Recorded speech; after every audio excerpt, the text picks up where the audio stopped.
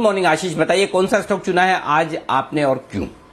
Good morning sir. Stock का नाम है टाटा स्टील बीएसएल। 2018 में आईबीसी से जो है टाटा स्टील ने इसका अधिग्रहण किया था। अब टाटा स्टील की पूरी तरीके से सब्सिडरी कंपनी है। अब आप इस कंपनी की खासियत देखें, इनके प्लांट्स हैं उत्तर प्रदेश में, तमिलनाडु में, उड़ीसा में और महाराष्ट्र में। इसी के साथ इनको एक स्ट्रेटेजिक एडवांटेज मिलता है क्योंकि ईस्ट वेस्ट नॉर्थ साउथ हर लोकेशन पे भारत में अगर आप देखें तो इनके प्लांट्स है, तो सप्लाई के चलते इनको एक बेनिफिट देखने को मिलता है। ये जो स्ट्रेटेजिक लोकेशन है इसका फायदा इन्हें बिक्री में भी देखने को मिलता है।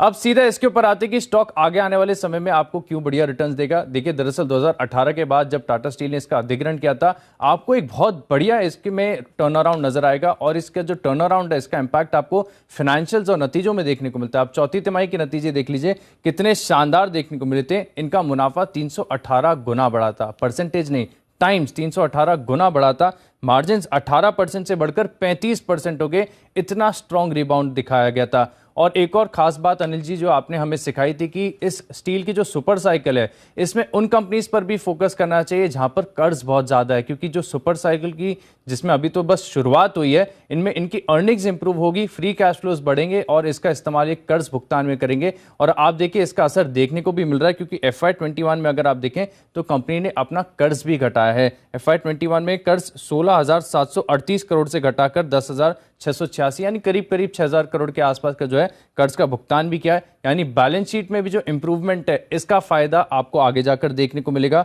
और स्टील सेक्टर की तो अभी शुरुआत हुई है, यानी यहां से फ्री कैश फ्लोज और बढ़िया बेहतर होंगे, अर्निंग्स मोमेंटम और पिकअप होते हुए नजर आएगा, बैलेंस शीट और यहां से ज्यादा मजबूत होती हुई नजर आएगी।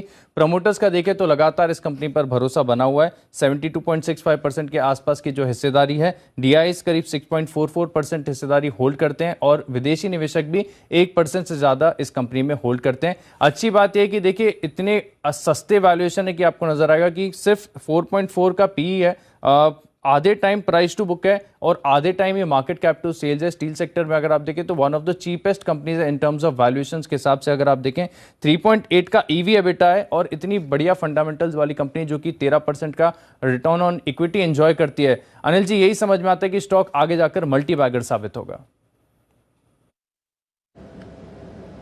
बिल्कुल, तो मल्टी बैगर बनने की तैयारी में है टाटा स्टील बीएसएल। इस पर अनिल सर आप भी अपनी राय दें। जैसा आशीष बता रहे थे, कमोडिटी साइकिल से बेनिफिट करने के लिए ये कंपनी भी तैयार है।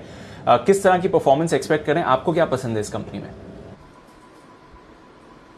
दीप, बहुत ही बढ़िया कंपनी। और भूषण स्टील को जब से टाटा ने एक्वायर कर लिया उसके बाद तो आप देखिए जो मैनेजमेंट बदला है, जाहिर सी बात है टाटा स्टील से बढ़िया मैनेजमेंट स्टील कंपनियों में ही तो छोड़िए, बाकी बाजार में भी मुश्किल है कि इस तरह का बेहतरीन मैनेजमेंट आपको मिले।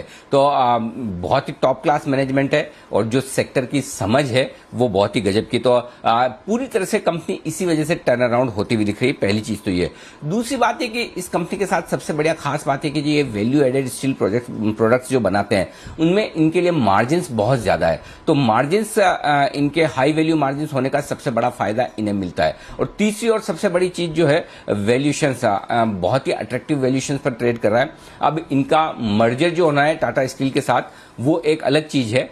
उसके लिए 1:15 का रेशियो, हर 15 शेयर जो टाटा बीएसएल के उनके बदले में टाटा स्टील का एक मिलेगा। लेकिन वैल्यूएशन गैप जो है उसके चलते हुए देखते हैं क्या रेशियो रिवाइज होता है या फिर मर्जर आगे टलता है। अब कब होता है ये कहना मुश्किल है, क्या होता है ये कहना मुश्किल है। लेकिन ओवरऑल अगर आप देखें तो अगर मुश्किल से 2.5 से 3 के फॉरवर्ड पी मल्टीपल पर वित्त वर्ष 2022 की अर्निंग पर अगर स्टॉक ट्रेड कर रहा है, सेल्स से कम मार्केट कैप है, बुक वैल्यू से कम पर ट्रेड कर रहा है, तो ऐसे में वैल्यूएशन गैप बहुत जबरदस्त है। और उस लिहाज से मुझे लगता है कि टाटा बीएसएल की एक री रेटिंग होने की पूरी संभावना बन सकती है। और यहां से भी 150 रुपए तक के टारगेट के लिए आपको टाटा बीएसएल में टाटा स्टील बीएसएल में खरीदारी करके रखना चाहिए। बहुत ही बेहतरीन स्टॉक है और हम पहले भी इसको 2000 वाली सीरीज में भी रिकमेंड कर चुके हैं। वापस मुझे लगता है यहां से भी एक अच्छी तेजी बन सकती है। बंसल जी ने भी इस स्टॉक को रिकमेंड किया है, पहले भी हिमांशु जी ने भी किया। बंसल जी, एक बार जरा चार्ट्स देखिए टाटा बीएसएल के लिए, क्या कुछ लेवल्स आ सकते हैं इसके लिए? देखिए अनिल जी, बढ़िया चार्ट है और मैंने और कुणाल जी ने इसको 50 रुपए के अराउंड 51-52 के टारगेट के लिए रिकमेंड किया था। और अभी जब ये स्टॉक रिकमेंड हो रहा है सिप के अंदर, तो खास बात है, काफी खास बात ये है कि 100-101 इसका एक मेजर लेवल है। इसके ऊपर स्टॉक ब्रेकआउट ले रहा है। 17 मई 2017 के हाइज के ऊपर स्टॉक ब्रेकआउट ले रहा है। एक बड़ी वाली नेकलाइन टूट रही है और अनिल जी ये बहुत बड़ी नेकलाइन है, इसके अगर आप टारगेट्स देखें, मतलब कि कंजर्वेटिव टारगेट देखें तो 156 का कंजर्वेटिव टारगेट निकल के सामने आता है। तो टाटा स्टील बीएसएल एक ओवरवेट खरीदारी का कैंडिडेट है। ओके, तो ये है आपके लिए टाटा स्टील बीएसएल पर खरीदारी की राय।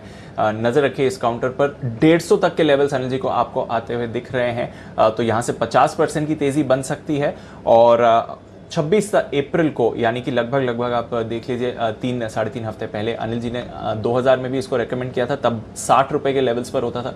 75 के इवेंचुअल टारगेट्स दिए थे जो कुछ ही समय में आ गए। पर कमोडिटी साइकिल का बड़ा फायदा आपको टाटा स्टील बीएसएल पर आते हुए दिख सकता है। नजर रखनी है टाटा स्टील बीएसएल।